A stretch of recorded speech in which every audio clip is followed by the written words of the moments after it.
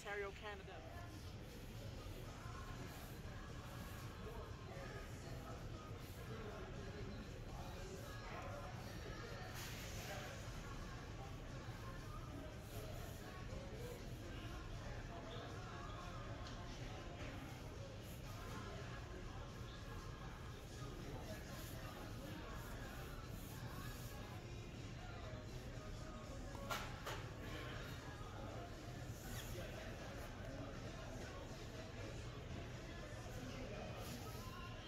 Hi, this is how to replace the wiper blade for a Subaru Forester model 2020.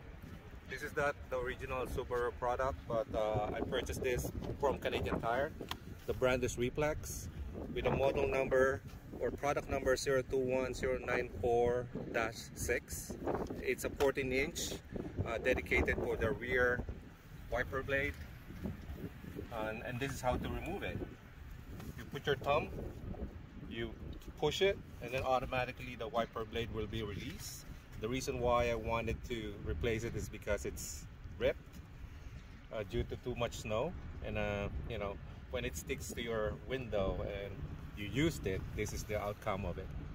You automatically rip your wiper blade, and it's easy to install it.